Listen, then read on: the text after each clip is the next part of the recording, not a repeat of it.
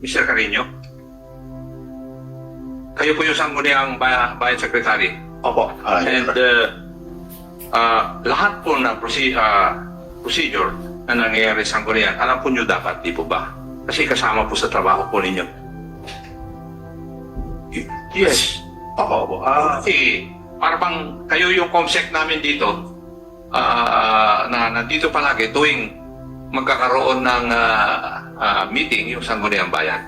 Opo. Kayo rin ang gumagawa ng schedule nun na sinasabi ng Vice Mayor as the presiding officer ng sanggunian, di po ba? As to the regular... Yes or no? Kung sabihin mong no, hindi mo alam yung trabaho mo. Nasa internal rules po yung regular session nila po. Yes, pero ikaw ang inuutusan para magkuhan ng imbitasyon at sa lahat ng agenda. At Okay. ikaw rin ang pinagsasabitan lahat ng dokumento doon sa agenda. Opo, Your Honor. Huwag na po tayong kuhan. Doon po sa regular session on January 14, 2020, present po ba kayo? Opo. Present kayo? Opo. Nakita mo ba kung may may certification na urgent yung draft ordinance number 20-005?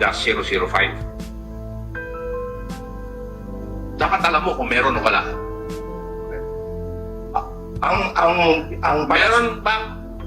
Meron ka bang nakita na sinumpite na certification of urgency by the mayor tungkol sa draft ordinance number 20-005 entitled An Ordinance Reclassifying of Land from Agricultural to Industrial and Commercial Purposes?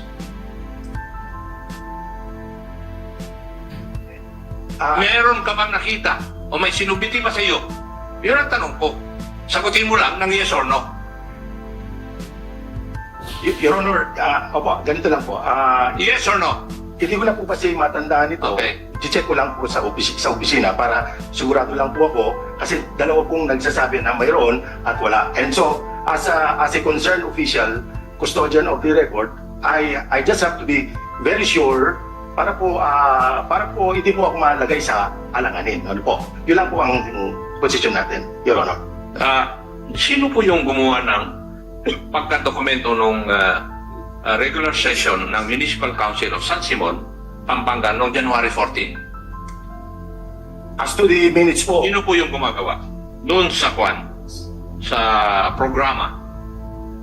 Sino ang naglalagay ng sinong present, sinong absent? ang SB Secretary po.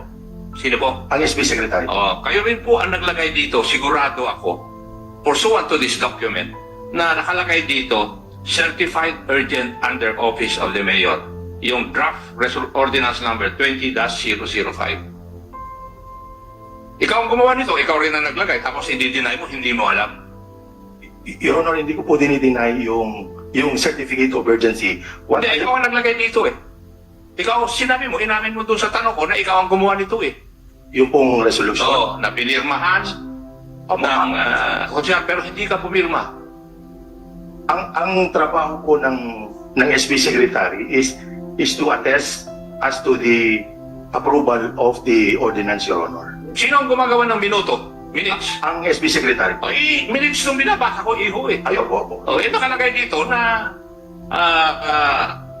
yung draft ordinance number 20-005, inilagay mo, Certified Urgent under the Office of the Mayor. Inilagay mo, ikaw na kasi sinabi mo na, ikaw ang gumawa ng minutes eh. Kung nandyan po kasi I'm not in possession of the minutes right now, Your Honor. Kaya po, ako po I am just trying to make sure of everything, Your Honor. Ano po? Kasi po, as you've been telling me that I am under oath, hindi ko po dinideny yung certificate of urgency. What I am telling the Honorable Committee that I just have to check in the office to inquire the existence of that para po sigurado lang po ang inyong lingkod, Your Honor. Okay, ganito lang. Today is Wednesday, tomorrow is Thursday. Please submit to this committee on Friday. Kasi hindi natin kailangan tumagalin. Baka may mangyari pang kung ano-ano. Pagbalik mo, with the Vice Mayor. Puno pa yung tulungan. Oo. Vice Mayor, paki-assist mo po. Dapat by Friday, nasa posisyon na ng committee yung dokumento. this coming Friday. Yes, Your Honor. Of course. Opo. Kasi, binigyan lang kita ng isang araw eh. Di ba? Wednesday ngayon. Kasi ngayon po rin na may ilagay sa alanganin. Baka somebody will, alam mo na. Mr. Sec- Okay. Mr. Chair, quick interjection. Okay, nagkaintindihan tayo. Right, SB Secretary. Yes, Your Honor. Okay, please proceed, No, Chairman Ako. that's only my issue as Okay. far as this Thank you. Ganun issue ako. is concerned. Thank you. Is it related to the certification of urgency? Yeah, yes, Your Honor. Proceed. Yeah. Your Honor, on a new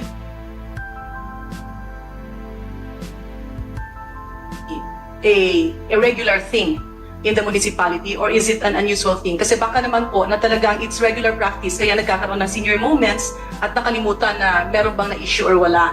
So, just to have that clarified, Mr. Chair, may I have the permission to ask the SB Secretary, the Honorable George Carino, yung certificate of urgency po ba is a frequent request in the municipality, or sa natatandaan nyo, mukhang isang request lang po ito? Before you answer the query of the Honorable Karin, whatever it is, whether it is a practice ng municipality, but any public official, elected or appointed public official for that matter, career official for that matter, should have due diligence in his decision on matters, especially napakahalaga to ordinance ng bayan. Tama? Please proceed.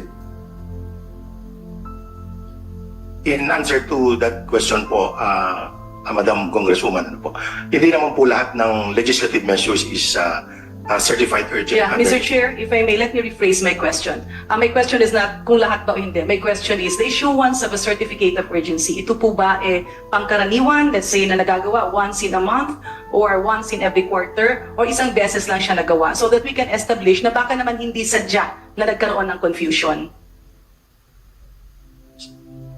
Sa isang buwan po siguro, siguro isa, dalawa sa certification of urgency coming from the Office of the Mayor, Your Honor. So just to clarify, Your Honor, so sa isang buwan, there is like 1 or 2 requests for certificate of urgency. And in this case, baka nga, Mr. Chair, sa dami ng na-issue na certificate of urgency, nagkaroon ng a little confusion or senior moments in the process. I think it's not a senior moment in the process. It's all about our mandate. Sabi ko na nga, I beg to disagree. Kasi, ang sinasabi ko nga, you should have done due diligence.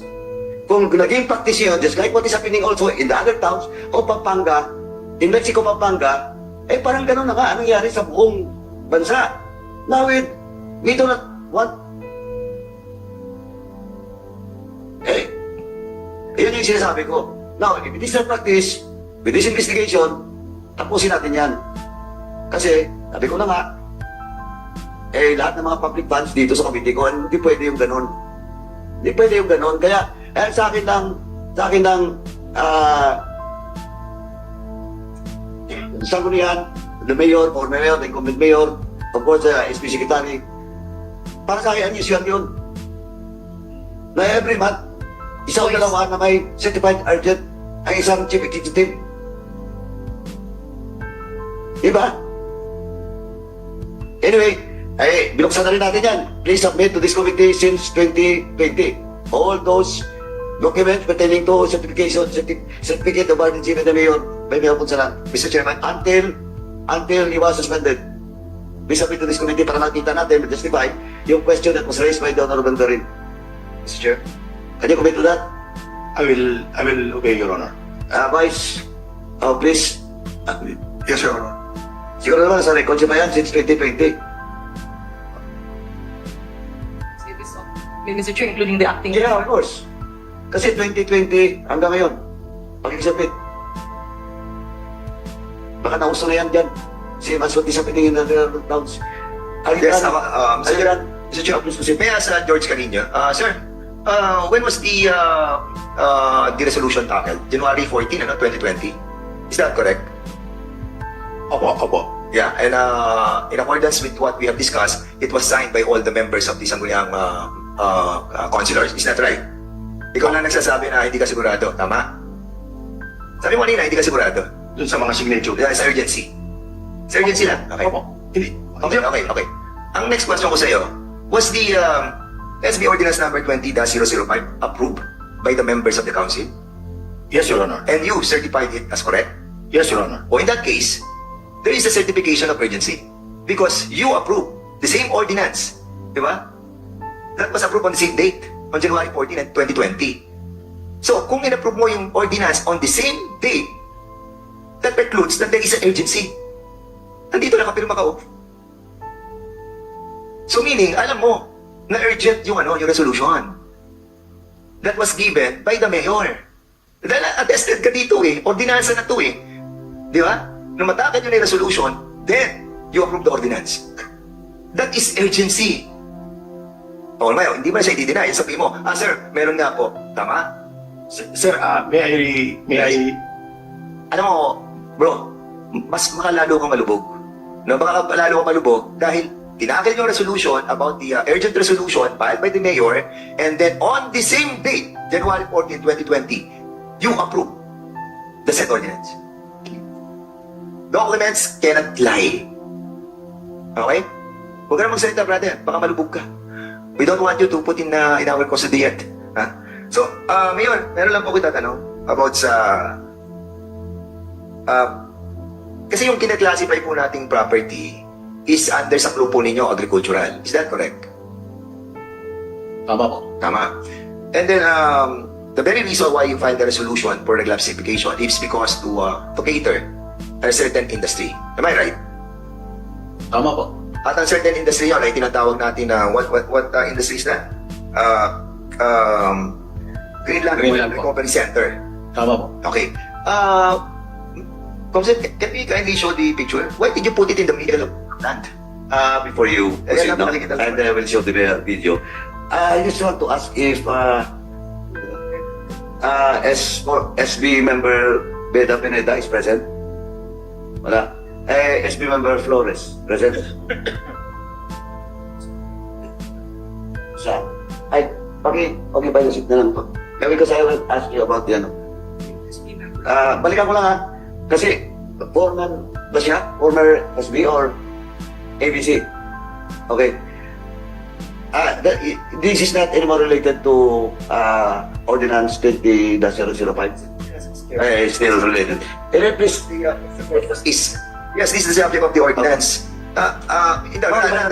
This is a... hindi ka tayo doon. Mr. Chairman, Isa pa lang. kasi alam mo ako, environmentalist ako, Mr. Chairman. Chairman Fernandez. Okay, anyway, saan na siya? Si SB.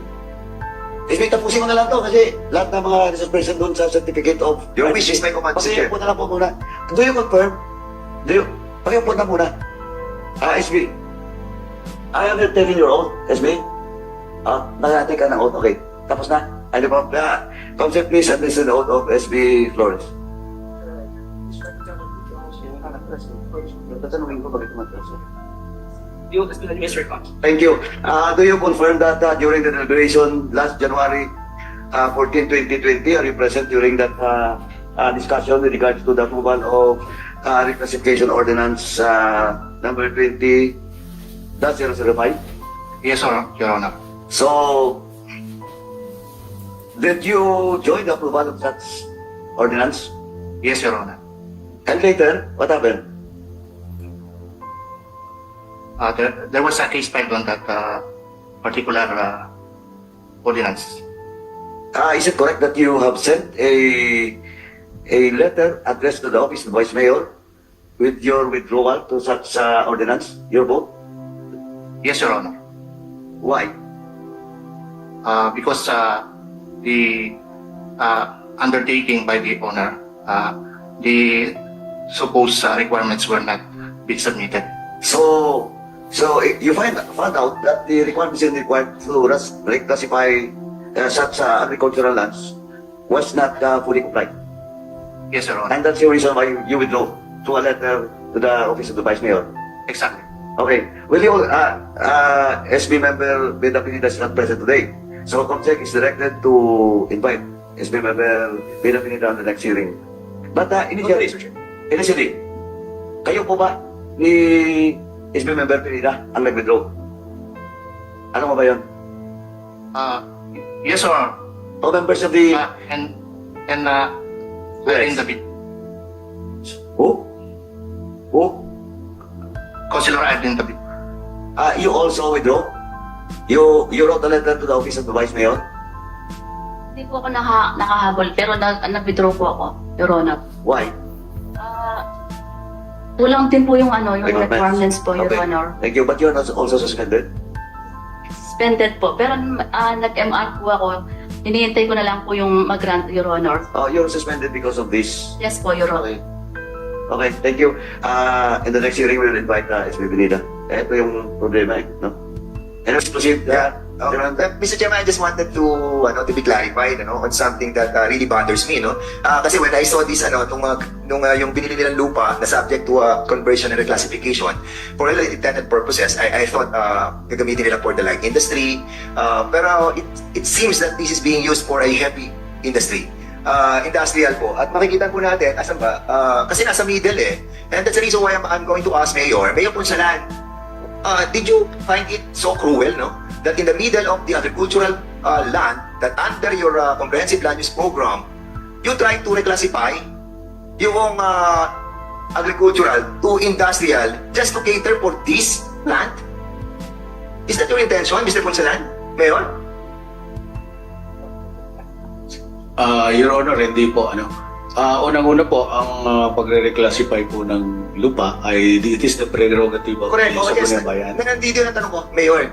Ang pagka-classify talaga ay nasa karapatan ninyo. But you have to understand that under the agricultural cloning, ng club ninyo, nasa middle siya eh. If you're going to classify it, just that property, that's illegal. Hindi mo pa pwede kasi, syempre you have to consider the other vicinity that is being used for farming, for crop cultivation, for livestock grazing. Yun yung agricultural eh. Sa titingnan mo yung mga property na kalapit, ano bang ginagamit dyan? May farming ba dyan? Meron bang nagtatanim ng mga puno? O meron ba dyan mga baka? And tapos kung lalagyan mo siya ng isang industrial plant in the middle of the agricultural zone, that is not right. I've been a mayor. Alam ko ang pagka-classify ng ating mga lupa. Hindi basta-basta naisipan mo i-classify yung industrial and maglalagay ka ng isang farming doon sa industrial, that is craziness. At kung nando ka naman sa agricultural, ika-classify mo siya, bibigyan mo siya ng heavy industry, hindi nasusunod yung club. Kaya nga, meron tayong club. Kaya ang tanong ko nga sa'yo, hindi mo ba naisip yun na from agricultural, lalagyan mo siya ng heavy industry like that? Kaya hindi kayo kumuha ng mga dokumento, hindi kayo kumuha ng mga DNR requirements because alam nyo na hindi maa-aprobahan yung inyong conversion and reclassification. And that involves everybody. You deceive each and every members of the SB because of your intention to put up a pyrolysis plant. Mr. Mayor, alam ba natin kung anong ginagamit sa pyrolysis sa plant? Kasi ako, naging chairman ako ng ecology dito sa house And I know that what is being used for that, content, ay yung mga goma, yung mga lumang goma, susunugin dyan. Medical waste, cable, wires, na mga luma, susunugin lahat dyan. At ang kukunin natin doon, di ba yung carbon black? Kukuha tayo ng mga tinatawag na oil from there. Ang sama ng epekto na to, lalo na dito. Pero kung nilagay mo yan sa isang industrial park, which special purpose is for pyrolysis alone, that can be. Ang problem mo, Mr. Mayor, nilagay mo siya sa agricultural land. And that is your mistake. Will you accept that? Can you say something? Yes, Honor. Okay, Mr. Chair. Before I give you the floor. Mayor, do you want to answer? Pagod na po. Sumagot ka na. Okay, anyway. For the information of the honorable body, ito pong property which is in question, ito po ay originally owned by the spouses Ana City. Tama po ba? Saan ba yung dito? Assessors? Tama? Yes, sir. Okay. Now, it was sold to Mangaron. Tama? Yes, sir. Okay. Now, as of now, who owns the property? Emilio Mangaron and married to Erlinda Mangaron. Pero yung itinayong planta, siyang mayari nun? Greenland po. So, Greenland is renting. I'm not sure po. Okay.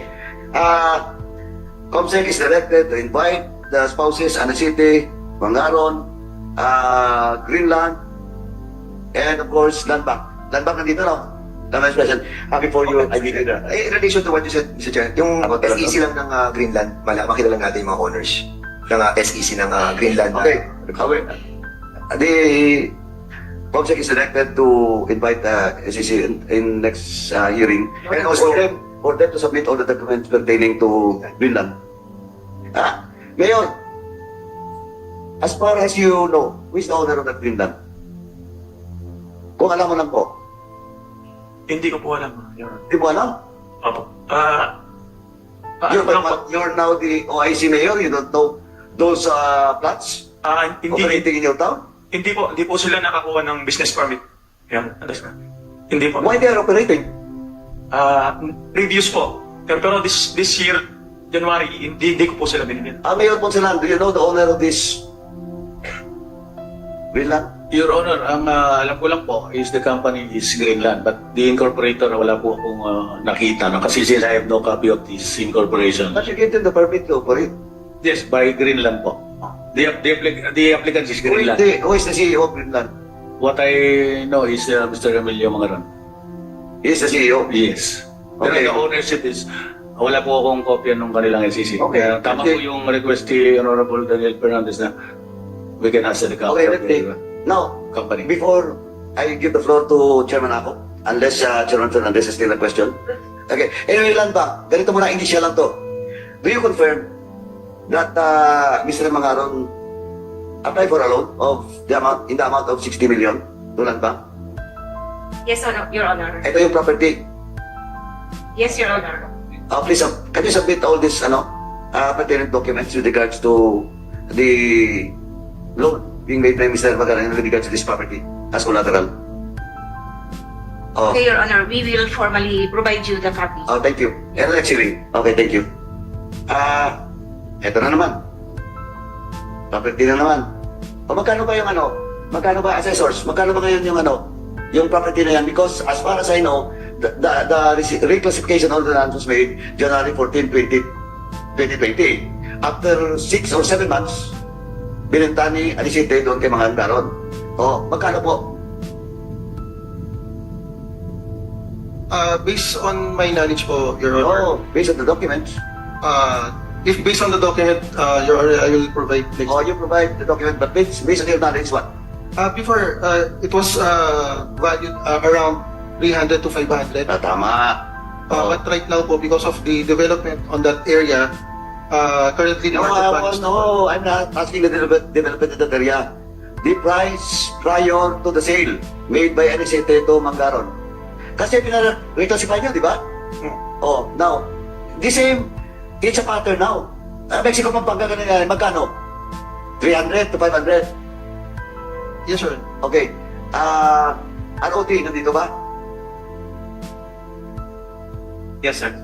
Please submit the pertaining document with regards to this property. Yes, sir, Mr. Before the next hearing. Yes, Mr. Chair. Tapos, backtrack tayo. Backtrack ha, gusto ko backtrack. It's either this property is owned by, is a property under the DAR or the DNR. Yes, Mr. Chair. And, malinaw na kanina, walang certificate of conversion. Walang certificate clearance. When they reclassify, again, ROD, you should have done due diligence.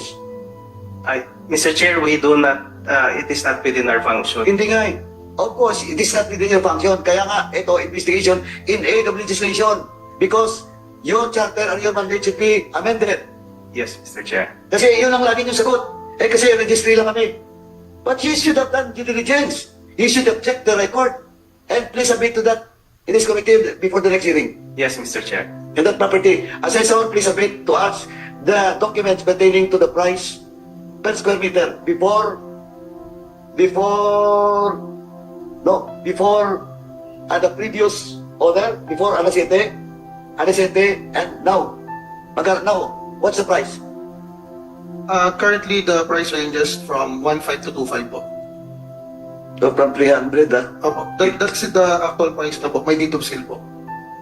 kompleto. Yung mga other areas po.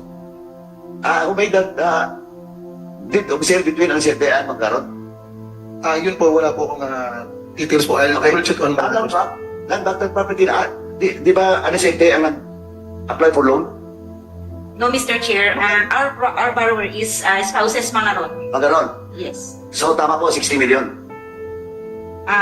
When they applied 60 million, yes, sir. 60 million because the land was already reclassified. Actually, yung 60 million, it's a project financing, Mr. Chair. Ah, So okay. part of the loan was used for the acquisition of the equipments, no?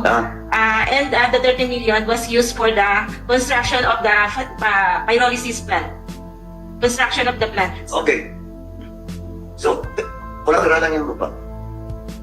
Mr. Chair, The pyrolysis plant is loaned by the Mangaron. Ayan. Yes, sir. Yes, sir. the owner of the plant is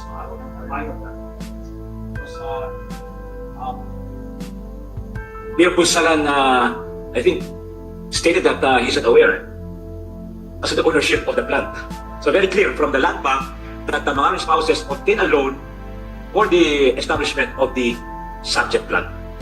Yes, Congressman Panganiban. Yun din yung problema kay Mayor. Mayor yung OIC Mayor Mem, hindi nyo rin alam pala. Without the land bank, hindi natin na-confirm na hindi that plant is owned by Mangaron. Anyway, assessors, pakisabit mo sa amin yung increase before the Anisete, and Mangaron. Within 7 months na sila, di ba? That was January 14. Ang sale na nangyari, ang loan pala na nangyari. No, ang sale nangyari is July. Based on record po 2019, it's still agricultural, and then 2020 from Anisete, then 2020 naging Mangaron po. And then by 2021, nagkaroon po na partial reassessment of the property from agricultural to industrial per actual use po. So yung actual reclassification happens during the time that it was owned by Mangaron? Nung nagkaroon na po ng improvement, nung may warehouse and pyrolysis na po siya. Hindi, pero prior to that, yung usapin dito na Municipal Ordinance 20-005, who applies for that? Sino nag-apply po? Vice, sino nag-apply? Anisete or Mangaron? Mangaron. O tama po. So, from Anisete to Mangaron, and application for reclassification from Mangaron. Okay. Now, yun lang po. Pag-isapit dito sa committee, kasi marami pa tayong gagawin dyan. Oo. Yes, sir. Review me. Kasi, pito to, sabi nga ni chairman ako, isa pa lang tayo ngayon. Pito tong issue dito. O, 5, pero may ano pa tayo, may DFA pa anyway. Mr. Chair, if I may, can the committee secretary furnish us a copy of all the documents related to this Greenland? Wala. Hindi, pinasasabit ko na po. Kanina pa. That all the documents, wala pa eh. No existing document. Wala. Okay. Wala. Kasi, Mr. Chair, if I may, my only copy here is the agenda and the resolution. Maybe. Anyway, wala pa tayo sa wala pa sa posisyon ng committee, and I have already directed that for the COMSEC to secure a copy from SEC. At the same time, they will be invited to the next hearing, the SEC. No, lang ba? Diyan na muna tayo, ha? Baka may sunod pa na mga tanong. So, anymore? In this particular, hindi pa tayo tapos dito, ha? Pwede naman balikan pa natin to. Mr. Chair, Yes, Chairman ako. I think I followed the rules. I listed my name. That's why I have been silent for a long time. Kasi nagpalista po ako na magtatanong eh. Yeah, sorry, Chairman ako. Also, But Chairman I ako. still have the floor. No. But I will get back. No, you have all the time kanina. Tama ka na. Tama na muna, Chairman Bernardes. O, Chairman ako, please proceed. Sorry po. Thank you, Mr. Chair. May I know if Mr. Almario is present? May I know if Mr. Santos is here? How about Mr. Macapagal? Present? Mr. Dagdag? Madam Dagdag, sorry. Madam David? Madam Pineda? Not here? Absent? Randall Bondok? Archibald Basilio? Here po. And Randy Flores? Yeah. And Alexievich Vergara? Nandito. Chairman, before you proceed, all those COMSEC is directed to invite all those names mentioned by Chairman Akop to be present in the next hearing. Thank you. Please proceed, Chairman Akop. Thank you, Mr. Chair. Ito pong issue na sinabi ni Honorable Ordanya sa kanyang resolution, kayo po ay naimbestigahan na rito ng Ombudsman. Tama po ba yun? Including your mayor. Okay. Now, umpisahan po natin. Yung pong reclassification na pinag-uusapan natin na nangyari ay nangyari noong January 14, 2020. Would that be correct? Yung pong mga membro ng Sangguniang Bayan. Na-approve yun, di ba? Yes.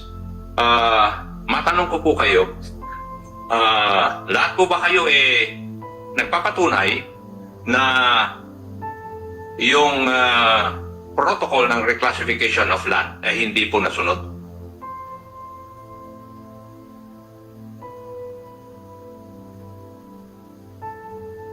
Di po ba? Ay, nasunod po ba? Hindi. Bakit po yun yung hindi sinunod? You're supposed to obey all the laws of promulgated by the appropriate authorities in this land. Bakit hindi nyo ginawa? Bakit nyo in-approve? Alam nyo pala na hindi nasunod yung protocol You're all elected officials then. Bakit nyo in-approve yung hindi tama?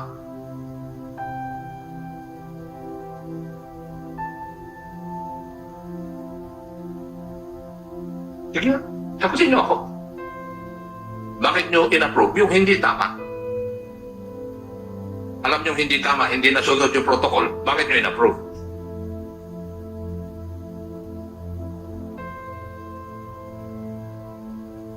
Wala makasagot? So it's clear, Mr. Chair, na yung resolution na yon converting certain parcel of land from agricultural to industrial ba? Yes. Yes, ay hindi po tama ang paggagawa. And the members of the Sangguniang Bayan present then knew that they did not follow the protocols required by law and still approved the resolution converting such land, Mr. Chair. Now, sinabi kanina ni Register of Deeds ba yun? O yung isa? Yung katabi po ninyo? Yung assessor? That there was another reclassification made? Tama po ba yung pagkarinig ko? It is a reassessment po, Your Honor. Reassessment, Assessment. hindi For taxation purpose po. for taxation purposes. Dahil, sino po ang nagutos nun? Based on the actual use po of the property, Your Honor. Ang ginagawa nyo ba yun regularly? Yes po, Your Honor. Yung reclassification? Or reassessment? Reassessment po, Your Honor. Uh-huh. Based on actual use po. Sige. Let's accept that. Ito po yung na-desisyon na ng Ombudsman and the persons charged were charged with the gross neglect of duty, grave misconduct and violation of Section 3E of Republic Act 3019, Anti-Graft and Corrupt Practices Act. However, the penalty given by the Ombudsman was they were held administratively liable for simple neglect and simple misconduct. And the penalty given was 6 months suspension. Tama po. Pero kung titingnan po natin dun sa facts of the case, hindi lang po simple misconduct to So, Mr. Chair, may I request that we also invite the Ombudsman in the next hearing? Mr. Chair, I would like to repeat my request that we invite in the next hearing the Ombudsman because I cannot agree with the penalty given for simple neglect and simple misconduct lang, 6 months. Tama po yan, the same sentiment from the chair. In fact, we have invited the Ombudsman. They sent us a letter where in fact attached is all the cases that was filed to suspended Mayor Ponsalan Jr., 7 cases. And in their letter, they make an excuse because they're so busy on some activities, but of course, on the next hearing, we will invite the Ombudsman to ask about the query being raised by Chairman Acop. COMSEC is directed to answer this letter and an invitation for the Ombudsman to be present in the next hearing. Please proceed. Mr. Chairman, hindi na po ako magtatanong doon sa first issue.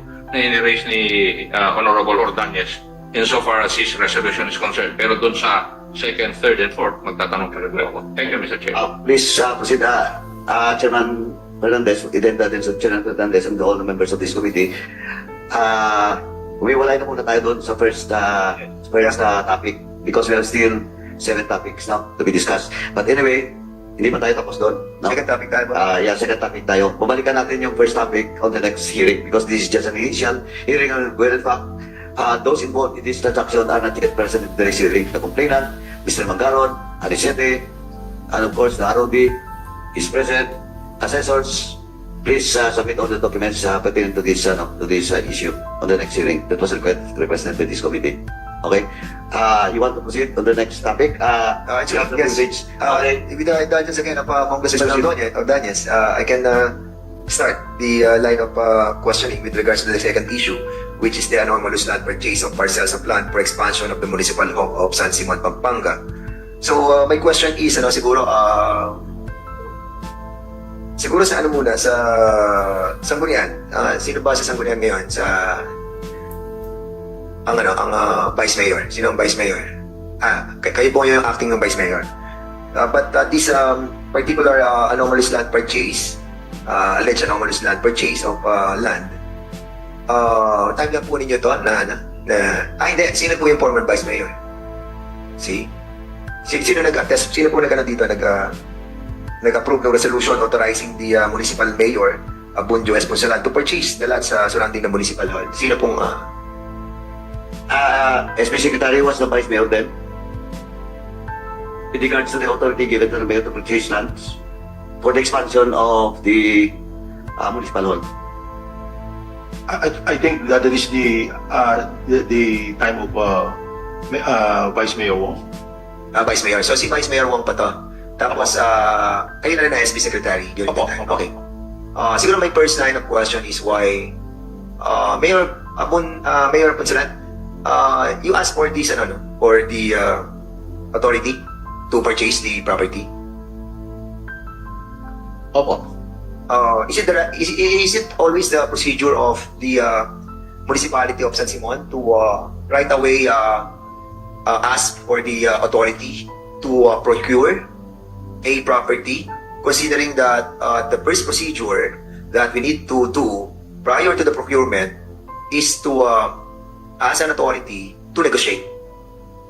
That's the right procedure Kasi hindi ka medyo parang humingi ka ng authority para pumili na.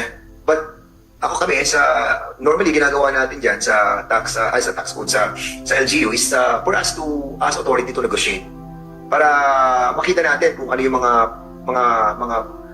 requirements doon sa bibili nating lupa. Why you deem it right to get an authority to procure right away? Ba't hindi po tayo humingi ng resolution to negotiate muna? Kasi that's the normal thing to do. Actually po, dalawa po yung authority and the ratification of the ordinance now. Yeah, okay. Hindi po yun ang tanong ko, Mr. Mayor. Ang tanong ko po is, pag tayo po ay gumagawa ng request sa Sangguniang Bayan, tatanungin po natin ng Sangguniang Bayan, Sangguniang Bayan, bigyan niyo ako ng otoridad kasi magne-negotiate ako, bibili tayo ng property para sa ganitong ganyan. Ayan. So, yun po yung una, magne-negotiate muna po tayo. Di ba? Mga potential na bibili kasi 45 million to, di ba? Ano mga bibili natin lupa, yung potential na mura, makakamura tayo at magiging property na ng munisipyo. Negotiate muna. Pero dito, sa resolution mo, procurement agad ang ginawa ninyo. Tapos, binili nyo na. So, ang tanong ko, bakit hindi nyo muna kayo gumawa ng resolution to negotiate? Which is the right procedure? Ano pong sagot natin dito, Mayor? Siguro po, doon sa bagay na yun, may pagkukulang, since I am a neophyte mayor, First time Mayor during the time. O sino po ang budget officer nyo? Sino po ang treasurer nyo? Sino po ang accountant ninyo? Andito po ba? Yung treasurer po, nandito, tsaka yung accountant. O treasurer? Yung budget, wala po. Asan ang treasurer? Kayo yung mga nakapalibot sa mayor. Did you not advise your mayor to make it the right way on negotiating first and then saka kayo mag-file na resolution for procurement processes? Please state your name and your position, please. Good morning po. I am Royal Maniaco, Municipal Treasurer. Yes, matagal ka na po sa bilang treasurer. Sa San Simon? 2017 po, Your Honor. 2017 lang. Okay. So, do you know the kind of process to file a resolution for negotiation first? Because yun yung unang ginagawa eh. Hindi agad procurement eh. Sa pag-purchase po ng lote, lupa, hindi po ako aware masyado sa mga requirements po. Hindi mo alam ang mga requirements? Saan po hindi? Yes, Chair. Yes po. Okay. So, okay. Itong pondo na kinuha ng 45 million sa pambili ng property do sa adjacent property land sa munisipyo, is this included in your AIP? Your Honor, siguro po yung budget officer, yung pwede sumagot. But you are the treasurer, you should know the AIP. Asan ang budget officer natin? Wala, May we ask the budget officer, Mr. Chairman, to be invited to the next hearing? Pero basically, Mayor, kasama ba sa AIP? Itong annual investment plan, yung ating pong pag-purchase ng 45 million? Pag muna natin puntahan yung maling procurement, yung may anomalous, tingnan muna natin kung nasa tama po kayo nung pagbili ng lupang yon, kung ito ay nasa annual investment plan yun. Nasa annual investment plan ba? Bakit ba rin? Ano yun? Pag-i-off? Opo, pagkakalam ko po, nasa AIP. With that, Mr. Chairman, I would like to ask the good mayor to provide us all the documents pertaining to the annual investment plan prior to the approval of the 45 million for the purchase of the property. Ang second question ko po, have you... Chairman, that should be addressed to the OIC Mayor. Because he's now the Sige, OIC. can you kindly submit us yung annual investment plan? During that time that this resolution was approved, when was this? Hindi ko pa rin po, kasi po, hindi po. Kailan ba itong purchase itong property to? 2022 pa lang po. 2020. So 2022 ka lang naupo. Opo, 2020 Ay, ano pa. ka ng 2020? Pangkaraniwan, mamamayan lang po tayo 2020. So you were elected in 2022. 2022 po, bilang first councilor po ng bayan ng San. But now that you are the mayor, please provide us, no? Yes po. Please provide us the documents pertaining to the annual investment plan. Yes po. No? Certified yan, dapat, ano? Kung included itong 45 million sa annual investment plan. Sa annual budget nyo, Mayor, sinama niyo po ba to? Treasurer, alam mo to. Kasi annual budget yan eh. Pag annual budget, syempre, alam natin. Kayo, yung pondo para sa taon eh, alam natin to eh. Di ba? Kasama ba 45 million? Yes or no? Mike, please. Your Honor, kasi po yung may trabaho po doon yung budget Hindi, officer. sure ka alam mo yan. Siyempre, yung annual budget, eh, ikaw gumagawa niyan eh. Siyempre, pondo mo para sa taon ng 2020. Alam mo kung saan malalagay yung perang yun. Your Honor, ako po kasi binibigay ko yung certified income target po sa budget officer. Yung budget officer po, siya pong... Siya maglalagay. Opo, siya Pero po. siyempre, nakikita mo yung buong budget pag aprobado na yan, di ba? Yung annual budget. Siyempre, treasurer ka, alam mo kung saan nakikita mo. Ito yung pera na kinukolekta ko, ito yung pinuntahan. Di ba? Ano ba budget sila? Lalagay ng budget officer. Ito yung pupuntahan. Pero ikaw na mamolekta ng pera at alam mo kung saan pupunta yung pera para sa taong ito. Di ba? Yung pong nag-aalat, Your Honor, yung pong budget officer. Okay, anyway. Can you kindly submit to us also, no? Yung pera ng 2020, kung saan napapunta.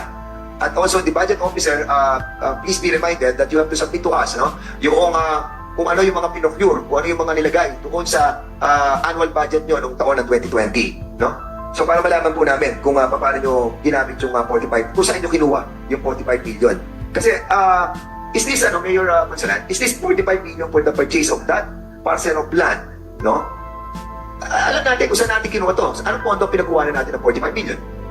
Unang-una po, may budget pong pagkakalam ko is 25 million initially, then nag-supplemental po kami. Ayun. Yeah. So, in other words, budget meron kang po siya. budget ng 25, tapos nag-supplemental kayo ng additional 20 million para Yes. for the full For the purchase purchase of the property of the of property. 45 million. Tama po yan. Can you kindly submit to us yung supplemental budget for the additional 20 million? Kung meron kayo 25 million, o yan, naalala na ni Mayor, may 25 million na nakalagay sa annual budget. So, yung sa annual budget na 25 million, submit to us na nakalagay specific for that property. Is that a specific amount, 25 million for that property? Naka-specific yun doon sa adjacent municipal lots? Opo, specific po yun kasi binadget namin siya. Okay, in that case, kasama na yun sa AIP, kasama na yun sa annual budget. Kasama po siya. And kasama yun sa tinatawag nating APP, Annual Procurement Plan. Yes, kasama Okay, po. submit that to us. Lahat yun we wanted to see. No? Your Honor, wala po akong access ngayon. Pero sige, maybe the Mayor, government officer in charge can provide you a copy of that documents. Okay, sige, salamat. So, for the meantime, yun na muna ang, antayin ko na muna, Mr. Chairman, yung lahat ng mga documents so we can find out kung paano nila nalabas yung 45 million. Okay, thank you so much. Thank you, Chairman.